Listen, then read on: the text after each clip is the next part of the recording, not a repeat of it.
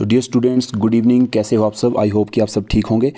तो स्टूडेंट्स, आज हम करेंगे इंग्लिश ग्रामर का मॉक टेस्ट और सभी क्वेश्चंस लेटेस्ट HPPSC एग्ज़ाम से लिए गए हैं, इसलिए एक भी क्वेश्चन मिस ना करें क्योंकि आपके पुलिस एग्ज़ाम में कुछ ऐसे ही क्वेश्चंस आएंगे।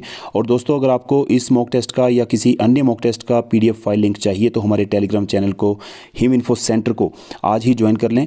लिंक इस वीडियो के डिस्क्रिप्शन में दिया गया है क्योंकि वहाँ पर हम आपको डेली बेसिस पर current affairs, GK, Hindi, English vocab provide करवाते हैं। इसलिए अभी इस वीडियो के डिस्क्रिप्शन में जाएं और दिए गए लिंक पर क्लिक करें और टेलीग्राम चैनल को ज्वाइन कर लें। तो चलिए शुरू करते हैं बिना किसी देरी के आज का ये मॉक टेस्ट। तो दोस्तों, आज हम करेंगे HP पुलिस कांस्टेबल एग्ज़ाम 2025 के लिए इंग्लिश ग्रामर का मॉक टेस्ट, जिसमें रहेंगे टोटल 20 क्वेश्चंस। और ये क्वेश्चन जो हैं वो HPPSC के जो पिछले एग्ज़ाम्स हुए हैं उनमें से चुन के लिए गए हैं। तो बहुत ही इंपॉर्टेंट क्वेश्चन है, आपने बहुत ध्यान से इनको करना है। आपको पूरी एक्सप्लेनेशन के साथ ये क्वेश्चन 1 बाय 1 समझाए जाएंगे, ठीक है। तो शुरू करते हैं आज के फर्स्ट क्वेश्चन से। तो फर्स्ट क्वेश्चन है, select the most appropriate option that can substitute the underlined segment in the given sentence। ठीक है। One of the most horrified serial of the Indian television industry was broadcast 20 years ago। तो ये जो bold letter है, underline, most horrified serial, इसका आपने substitute बताना है कि इनमें से क्या होगा। तो आपने बताना है, ऑप्शन आपके सामने है। तो इसका सही आंसर होगा most horrifying serial. Option A होगा इसका सही आंसर। मोस्ट हॉरिफाइड की जगह मोस्ट हॉरिफाइंग होगा, ठीक है।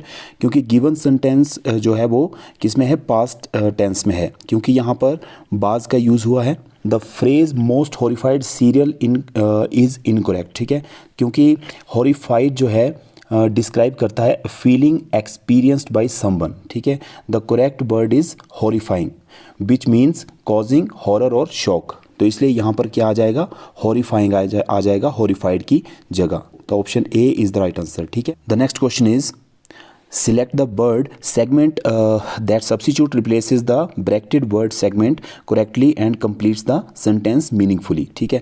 The percentage of employees who called in sick and the number of employees who left their jobs within 2 years were reflective of the level of job satisfaction।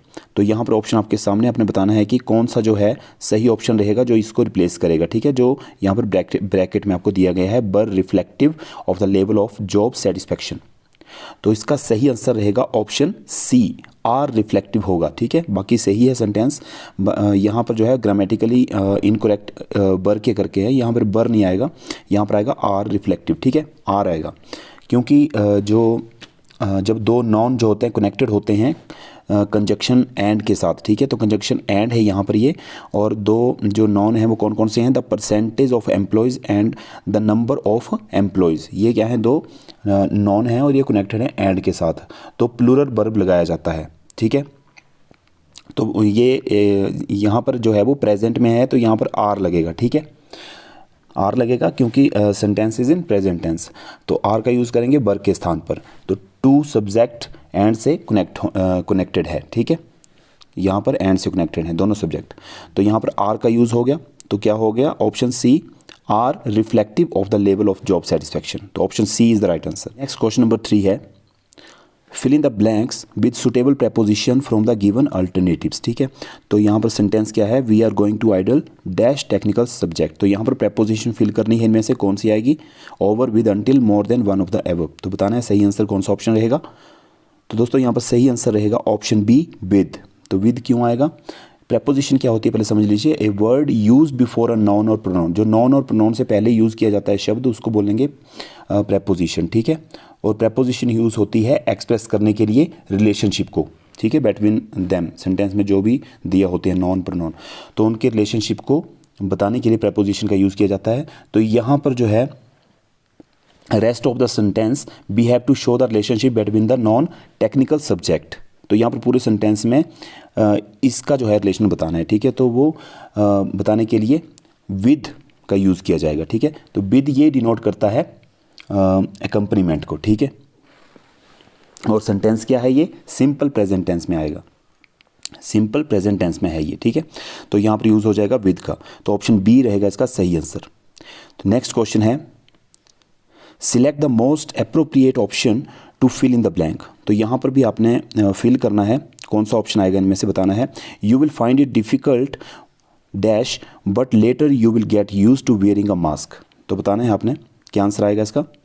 तो दोस्तों option A आएगा eight first, ठीक है। You will find it difficult at first but later you will get use to wearing a mask, ठीक है। तो option A is the right answer. तो phrase at first जो है मीन्स एट द बिगनिंग, ठीक है। इसका मीनिंग है एट द बिगनिंग। जैसे एग्जाम्पल के तौर पर at first I thought he was joking but then I realised he was serious. तो ऐसे एट फर्स्ट का यूज़ यहाँ पर किया जाता है इस तरह से, ठीक है। तो यहाँ पर एट फर्स्ट आएगा, option A is the right answer. Next question है select the correct indirect form of the given sentence, ठीक है।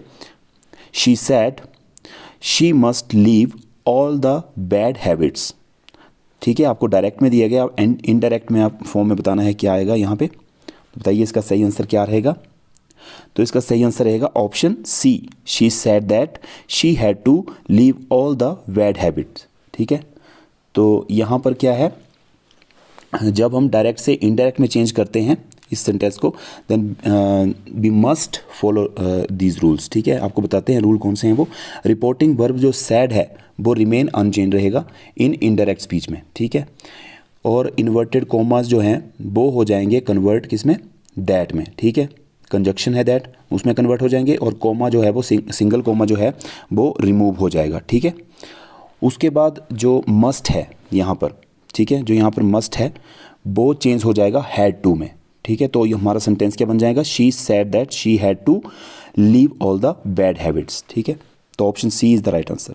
नेक्स्ट क्वेश्चन नंबर 6 है, और दोस्तों इसका पीडीएफ आपको हम अपने टेलीग्राम चैनल पर प्रोवाइड करवा देंगे।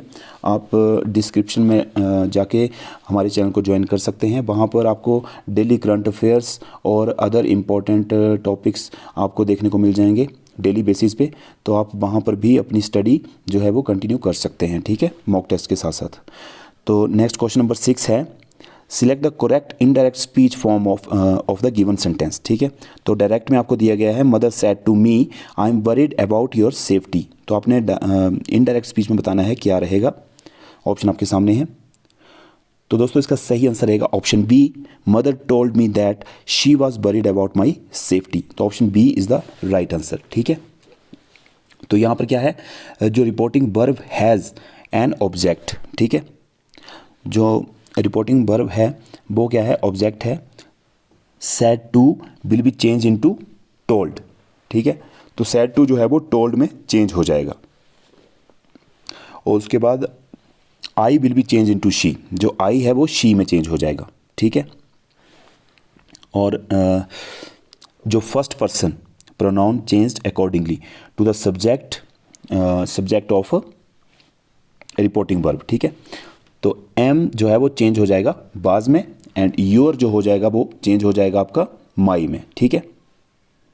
तो इस तरह से हमारा सेंटेंस क्या बन जाएगा, ये mother told me that she was worried about my safety, ठीक है। तो ऑप्शन बी रहेगा इसका सही आंसर। तो नेक्स्ट क्वेश्चन नंबर 7 है fill in the blanks with the preposition article, ठीक है। तो यहाँ पर आर्टिकल से संबंधित क्वेश्चन भी आपको आएगा। The US military left firing ranges in dash Panama canal zone littered with thousands of exploded rounds. तो ऑप्शन आपके सामने है, बताना है सही आंसर क्या रहेगा इसका। तो इसका सही आंसर रहेगा ऑप्शन सी, द, ठीक है। जो ये सेंटेंस है ये रेफर करता है टू अ स्पेसिफिक लोकेशन को, ठीक है। when we talk about a specific place or thing that is known to both listener and speaker, we use the definite article। तो वहाँ पर definite article का यूज़ होता है। तो definite article क्या है, द, ठीक है, द का यूज़ होगा यहाँ पे, ठीक है। तो ऑप्शन सी रहेगा इसका सही आंसर। नेक्स्ट है question number 8 choose the correct article in the given sentence. तो यहाँ पर जो I saw dash ink pot lying on dash table, तो यहाँ पर बताना है कौन सा आर्टिकल सही आंसर रहेगा, कौन सा ऑप्शन। तो दोस्तों ऑप्शन ए एन, ठीक है। तो आई सॉ एन इसलिए आएगा क्योंकि यहाँ पर इंक पॉट जो आई है वो वॉवल है, ठीक है, पहला शब्द, ठीक है। तो ink pot begin with a vowel sound, इसलिए यहाँ पर एन का यूज़ हो गया, ठीक है। उसके बाद टेबल क्या है, table is a specific item in the sentence, ठीक है, इसलिए यहाँ पर द का यूज़ हो गया, ठीक है। जैसे मैंने आपको पहले बताया। तो I saw an ink pot, ठीक है, ऑन द टेबल। तो इस तरह से ऑप्शन ए रहेगा इसका सही आंसर। तो दोस्तों नेक्स्ट क्वेश्चन नंबर 9 है, select the option that is the passive form of the given sentence. तो अब चेंज ऑफ वॉइस है। तो यहाँ पर Amit was planting tree in the garden. तो इसका आपने बताना है कि जो पैसिव फॉर्म रहेगा वो क्या रहेगा। तो ऑप्शन आपके सामने है। तो दोस्तों इसका सही आंसर रहेगा ऑप्शन बी, ठीक है, ये रहेगा इसका, tree were being planted in the garden by Amit, ठीक है। तो ऑब्जेक्ट क्या है यहाँ पर, ट्रीज इन द बिगनिंग, ठीक है, जो ट्रीज है वो आ जाएगा स्टार्टिंग में, ठीक है। उसके बाद आ जाएगा बाज और बर बीइंग, ठीक है। तो बर आ जाएगा, ट्रीज है यहाँ पे, तो ट्रीज बर बीइंग, तो planted in the garden by Amit, ठीक है। तो पास्ट कंटिन्यूस टेंस में चला जाएगा, प्रेपोजिशन बाई आएगा followed by original subject Amit, ठीक है। तो इस तरह से ऑप्शन बी रहेगा इसका सही आंसर।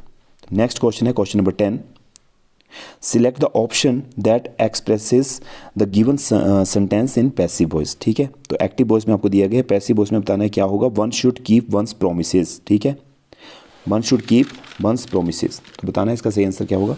तो इसका सही आंसर होगा option A, promises should be kept, ठीक है।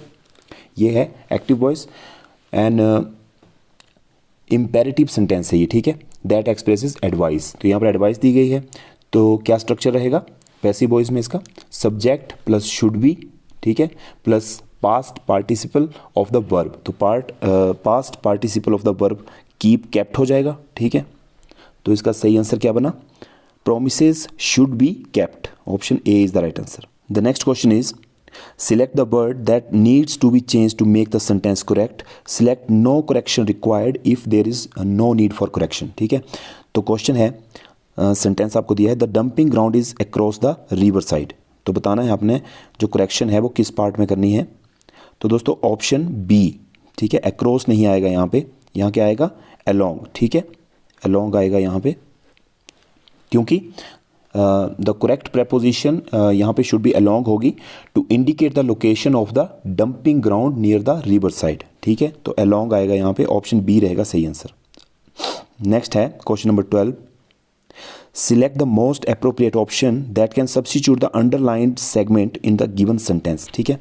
तो यहाँ पर जो अंडरलाइन ये बेटवीन है, ठीक है, इसका आपने सब्स्टिट्यूट बताना है क्या होगा। We want to divide the expenses between the three of us, ठीक है।